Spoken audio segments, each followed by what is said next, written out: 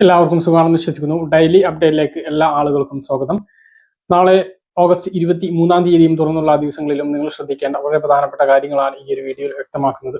വീഡിയോയുടെ വിശദാംശങ്ങളിലേക്ക് കടക്കുന്നതിന് മുമ്പ് കൂടുതൽ ആളുകളിലേക്ക് ഇൻഫർമേഷൻ ഷെയർ ചെയ്യുക, ലൈക്ക് ചെയ്യുക, ഫേസ്ബുക്കിലൂടെ കാണുന്ന ആളുകൾ ഫോളോ ചെയ്യുക. വീഡിയോയുടെ വിശദമായ വിവരങ്ങളിലേക്ക് വരാം. പിന്നെ സാമൂഹ്യ സുരക്ഷ ക്ഷേമനിധി പെൻഷൻ ഗുണഭോക്താക്കൾക്ക് 2 മാസത്തെ ക്ഷേമ പെൻഷൻ സർക്കാർ അനുവദിച്ചു. ഇതിനായി 1679 കോടി രൂപ അനുവദിച്ചതായി ധനമന്ത്രി കെ എൻ ബാലഗോപാൽ അറിയിച്ചു. 62 ലക്ഷത്തോളം പേർക്കാണ് ഓണപ്പെൻഷൻ 3200 വീതം എത്തിച്ചേരുക. ഗുണഭോക്താക്കൾക്ക് ശനിയാഴ്ച മുതൽ പണം ലഭിച്ചു തുടങ്ങുമെന്നും ധനമന്ത്രി കെ എൻ ബാലഗോപാൽ അറിയിച്ചു. 26,62,000 പേർക്ക് ബാങ്ക് അക്കൗണ്ടുകൾ മുഖേനയും ശേഷിക്കുന്നവർക്ക് വീട്ടിലെത്തിയും പെൻഷൻ കൈമാറുമെന്നും ധനമന്ത്രി ഫേസ്ബുക്കിലൂടെ അറിയിച്ചു. ഓഗസ്റ്റിലെ പെൻഷന് പുറമെ ഒരു ഗഡു കുടിശ്ശിക കൂടിയാണ് ഓണം വരാനിരിക്കെ സർക്കാർ അനുവദിച്ചത്. അടുത്ത വർഷം വരാനിരിക്കുന്ന നിയമസഭാ തെരഞ്ഞെടുപ്പിന് മുമ്പ് എല്ലാ പെൻഷൻ കുടിശ്ശികയും തീർക്കാനാണ് സർക്കാർ തീരുമാനിച്ചിരിക്കുന്നത്. കടുത്ത സാമ്പത്തിക പ്രതിസന്ധിക്കിടെയാണ് ഈ ഒരു തീരുമാനവും വന്നിട്ടുള്ളത്. 8.46 ലക്ഷം പേർക്ക് ദേശീയ പെൻഷൻ പദ്ധതിയിലെ കേന്ദ്രവിഹിതം കേന്ദ്ര സർക്കാരാണ് നൽകേണ്ടത്. ഇതിന് ആവശ്യമായ 48.42 കോടി രൂപയും സംസ്ഥാന സർക്കാർ മുൻകൂർ അടിസ്ഥാനത്തിൽ അനുവദിച്ചിട്ടുണ്ട്. ഈ വിഹിതം കേന്ദ്ര സർക്കാരിന്റെ PFMS സംവിധാനം വഴിയാണ് ഗുണഭോക്താക്കളുടെ ബാങ്ക് അക്കൗണ്ടുകളിലേക്ക് ക്രെഡിറ്റ് ചെയ്യുന്നത്. ഓണച്ചെലവുകൾക്ക് 2000 കോടി രൂപയുടെ കടപ്പത്രം ഇന്നലെ ഇറക്കിയിരുന്നു. സംസ്ഥാനത്ത് വിവിധ ക്ഷേമ ബോർഡുകളിൽ അംശാദായം അടച്ച അംഗങ്ങൾക്ക് ലഭിക്കാനുള്ള പെൻഷൻ കുടിശ്ശികയും മറ്റ് ആനുകൂല്യങ്ങളും ഓണത്തിന് മുമ്പ് വിതരണം ചെയ്യുമെന്നും ക്ഷേമനിധി ബോർഡുകളുടെ കാര്യത്തിൽ സുതാര്യത ഉറപ്പുവരുത്തണമെന്നും വിവിധ തൊഴിലാളി യൂണിയനുകൾ ആവശ്യപ്പെട്ടിരുന്നു. ഓണക്കാലത്തെ ചെലവുകൾക്ക് പണം കണ്ടെത്താനായി മറ്റു ചെലവുകൾക്ക് നിയന്ത്രണം ഏർപ്പെടുത്തി സർക്കാർ നടപടി എടുത്തിരുന്നു. ട്രഷറിയിൽ ഒരു ബില്ല് മാറുന്നതിന് 25 ലക്ഷം എന്ന പരിധി 10 ലക്ഷമാക്കി കുറച്ചിട്ടുണ്ട്. സാമ്പത്തിക പ്രതിസന്ധി രൂക്ഷമായി തുടരുന്നതാണ് കാരണം. ബില്ല് മാറാനുള്ള നിയന്ത്രണം ശമ്പളം, പെൻഷൻ, ബോണസ്, ഓണം ഉത്സവ ഭത്ത എന്നിവയ്ക്ക് ബാധകമല്ല. വകുപ്പുകളുടെ മറ്റ് പദ്ധതികളും ആനുകൂല്യങ്ങൾക്കുമുള്ള പണം, കരാറുകാരുടെ ബില്ലുകൾ എന്നിവ മാറാനാണ് നിയന്ത്രണം ഏർപ്പെടുത്തിയിട്ടുള്ളത്. അപ്പൊ 2 മാസത്തെ ക്ഷേമ പെൻഷനാണ് അനുവദിച്ചിട്ടുള്ളത്. ഇത് സംബന്ധിച്ച ഉത്തരവ് വന്ന സമയത്ത് തന്നെ നിങ്ങളെ രാവിലെ ഈ കാര്യം അറിയിച്ചിരുന്നു. 23-ാം തീയതി ശനിയാഴ്ച മുതൽ വിതരണം ആരംഭിക്കണം എന്നാണ് ഉത്തരവിൽ പറയുന്നത്. നാളെ മുതൽ വിതരണം, ശനിയാഴ്ച മുതൽ വിതരണം ചെയ്യും എന്ന് ഇതാണ് ധനമന്ത്രിയുടെ പോസ്റ്റ് ഇതിലും വ്യക്തമാക്കുന്നുണ്ട്. പക്ഷെ നാളെ 4-ാം ശനിയാഴ്ചയാണ്. ഇതിനു മുമ്പ് 4-ാം ശനിയാഴ്ച തുക അക്കൗണ്ടുകളിലേക്ക് എത്തിയിട്ടുണ്ട് എന്നുള്ളതാണ് ഒരു ആശ്വാസം. അപ്പൊ നാളെ എത്തും എന്ന് നമ്മൾ പ്രതീക്ഷിക്കുകയാണ്. നാളെ വൈകുന്നേരത്തോടു കൂടി തുക എത്തും എന്നുള്ളത് തന്നെയാണ് പ്രതീക്ഷിക്കുന്നത്. നാളെ കിട്ടിയിട്ടില്ലെങ്കിൽ പിന്നെ തിങ്കളാഴ്ചയെ കിട്ടുകയുള്ളൂ. അതേസമയം കെട്ടിട നിർമ്മാണ തൊഴിലാളികൾക്ക് 1 മാസത്തെ പെൻഷൻ മാത്രമാണ് ഉള്ളത്. അത് നമ്മൾ കഴിഞ്ഞ ദിവസം നിങ്ങളെ അറിയിച്ചതാണ്. ബാക്കിയുള്ളവർക്കെല്ലാം 2 മാസത്തേത് കിട്ടുമ്പോൾ 16-17 മാസത്തെ കുടിശ്ശികയുള്ള കെട്ടിട നിർമ്മാണ തൊഴിലാളികൾക്ക് മാത്രം 1 മാസത്തെ പെൻഷനാണ് ഇപ്പോൾ വിതരണം ചെയ്യുന്നത് എന്നുള്ളത് അവരെ കണ്ണീരിലാഴ്ത്തുന്ന ഈ ഒരു ഓണച്ചെലവുകൾ കൂടി വരുന്ന സാഹചര്യത്തിൽ വളരെ സങ്കടകരമായിട്ടുള്ള കാര്യം തന്നെയാണ്.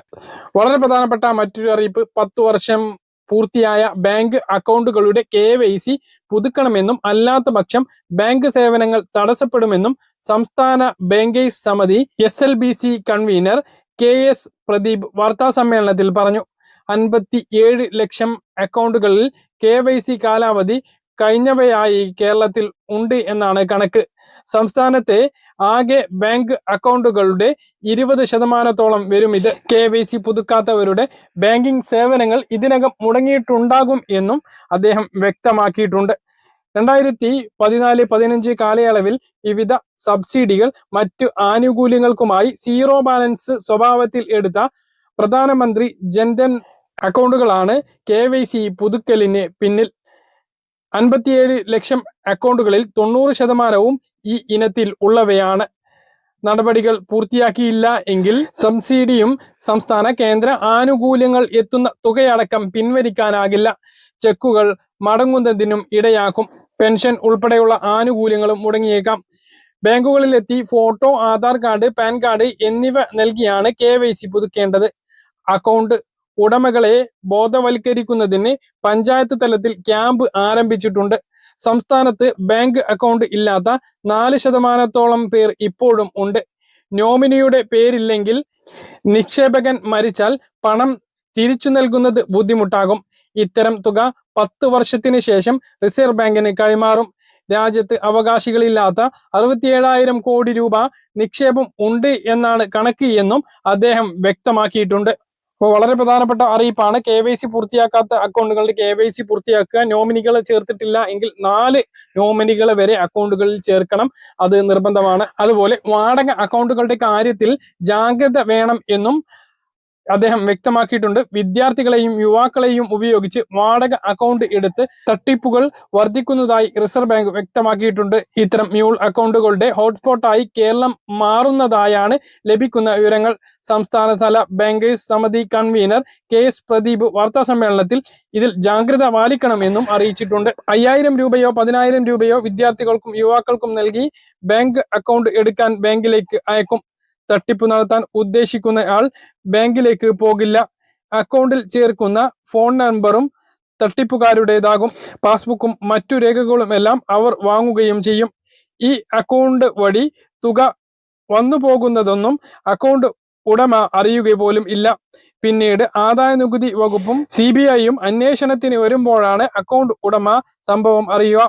18നും 25 വയസ്സിനും ഇടയിൽ ഉള്ളവരെയാണ് തട്ടിപ്പുകാർ ഉപയോഗിക്കുന്നത്. രക്ഷിതാക്കളോ അധ്യാപകരോ അറിയാതെയാകും ഇതിന് മുതിരുന്നത്. സ്കൂളിലും കോളേജിലും ഇത് സംബന്ധിച്ച് ബോധവൽക്കരണം നടത്തണം എന്നും KS പ്രദീപ് അറിയിച്ചിട്ടുണ്ട്. പല ആളുകൾക്കും ഇതെന്താണ് കാര്യം എന്ന് മനസ്സിലായിട്ടുണ്ടാകില്ല.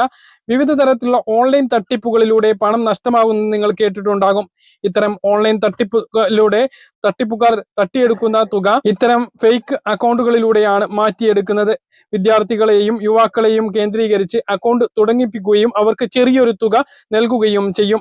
ഈ ചെറിയ തുക കിട്ടുന്നത് കൊണ്ട് തന്നെ അവർ പിന്നെ ആ അക്കൗണ്ടിന്റെ കാര്യം അന്വേഷിക്കാറില്ല. പക്ഷെ അവരുടെ പേരിലുള്ള അക്കൗണ്ടിലൂടെയാണ് ഈ തട്ടിപ്പ് തുക തട്ടിപ്പുകാരുടെ കയ്യിൽ എത്തുന്നത്. ആ കാര്യത്തിൽ ജാഗ്രത പാലിക്കണം. പിന്നീട് കുടുങ്ങുന്നത് ഈ അക്കൗണ്ട് ഉടമയായിരിക്കും. സംസ്ഥാനത്ത് 60 വയസ്സ് കഴിഞ്ഞ ആളുകൾക്ക് 1000 രൂപ ഉൾപ്പെടെ ഓണ സമ്മാനങ്ങൾ ഇന്നത്തെ മന്ത്രിസഭാ യോഗം പ്രഖ്യാപിച്ചു. ലൈഫ് പദ്ധതിയിലേക്ക് പുതിയ വീടുകൾ നിർമ്മിക്കുന്നതിന് ആവശ്യമായിട്ടുള്ള വായ്പ എടുക്കുന്നതിനും മന്ത്രിസഭാ യോഗം അനുമതി നൽകി. സംസ്ഥാനത്ത് കേന്ദ്ര സർക്കാർ അർദ്ധ സർക്കാർ സ്ഥാപനങ്ങളിലെ പെൻഷൻകാർ ഒഴികെയുള്ള 60 വയസ്സിന് മുകളിൽ പ്രായമുള്ള അർഹരായ 52,864 പട്ടികവർഗ വിഭാഗക്കാർക്ക് 1000 രൂപ വീതം ഓണസമ്മാനമായി നൽകാൻ മന്ത്രിസഭാ യോഗം തീരുമാനിച്ചു. ഇതിന്റെ ചെലവിനായി 5,28,64,000 രൂപ മുഖ്യമന്ത്രിയുടെ ദുരിതാശ്വാസ നിധിയിൽ നിന്നും എടുക്കാനും മന്ത്രിസഭാ യോഗം തീരുമാനിച്ചു. അപ്പൊ സർക്കാർ പെൻഷനോ അല്ലെങ്കിൽ അർദ്ധ സർക്കാർ സ്ഥാപനങ്ങളിൽ നിന്നും പെൻഷൻ പറ്റിയവരോ അല്ലാത്ത പട്ടിക വർഗ വിഭാഗത്തിൽപ്പെട്ട 60 വയസ്സിന് മുകളിലുള്ള ആളുകൾക്കാണ് ഓണസമ്മാനമായിട്ട് 1000 രൂപ ലഭിക്കുക.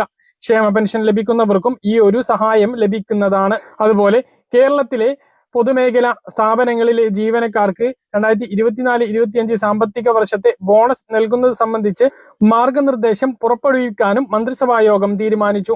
വ്യവസായ ആസൂത്രണ സാമ്പത്തിക കാര്യ വകുപ്പുകളുടെ അഭിപ്രായത്തിന്റെ അടിസ്ഥാനത്തിലാണിത്. 2 മാസത്തെ പെൻഷനാണ് വിതരണം ചെയ്യുന്നത്. അതുകൊണ്ട് തന്നെ 3,200 ഒരുമിച്ചല്ല അക്കൗണ്ടിലേക്ക് എത്തിച്ചേരുക. 2 ഗഡുക്കളായിട്ട് 1,600ന്റെ 2 ഗഡുക്കളായിട്ടാണ് എത്തിച്ചേരുക. ചില ആളുകൾക്ക് ശനിയാഴ്ച വിതരണം തുടങ്ങുകയാണെങ്കിൽ ചില ആളുകൾക്ക് 1,600 മാത്രം ശനിയാഴ്ച ലഭിക്കും. പിന്നീട് ഒരു 1,600 തൊട്ട് അടുത്ത മണിക്കൂറുകളിൽ അല്ലെങ്കിൽ തൊട്ടടുത്ത ദിവസങ്ങളിലൊക്കെ ആയിട്ട് എത്തിച്ചേരാൻ സാധ്യതയുണ്ട്. അങ്ങനെയും ഉണ്ടാവാറുണ്ട്. ചിലപ്പോൾ മിനിറ്റുകളുടെ വ്യത്യാസത്തിൽ തന്നെ ആ ഒരു തുക എത്തിച്ചേരുന്നതാണ്. എന്തായാലും 3,200 പെൻഷൻ തുക അനുവദിച്ചിട്ടുണ്ട്. 23-ാം തീയതി ശനിയാഴ്ച വിതരണം തുടങ്ങും എന്നാണ് ഉത്തരവിൽ വ്യക്തമാക്കുന്നത്. ഇതാണ് ഇന്നത്തെ ഏറ്റവും പ്രധാനപ്പെട്ട അറിയിപ്പ്. ഇതാണ് പ്രധാനപ്പെട്ട അറിയിപ്പായിട്ട് ഓർമ്മിപ്പിക്കാനുള്ളത്. 24-ാം തീയതി വരെയാണ് മസ്റ്ററിങ്ങിനുള്ള അവസരം. ഇനിയും മസ്റ്ററിങ് ചെയ്യാത്ത ആളുകൾ അത് പൂർത്തീകരിക്കണം എന്ന് കൂടി ഓർമ്മിപ്പിക്കുകയാണ്. പറഞ്ഞ കാര്യങ്ങൾ കൃത്യമായിട്ട് മനസ്സിലാണെന്ന് കരുതുന്നു. ഇതുപോലെ ഇൻഫർമേഷൻ ലഭിക്കാൻ ചാനൽ സബ്സ്ക്രൈബ് ചെയ്യുക, ബെൽ ഐക്കൺ എനേബിൾ ചെയ്ത് വെക്കുക. മറ്റൊരു വീഡിയോ നമുക്ക് കാണാം. ദൂരേക്ക് ബൈ.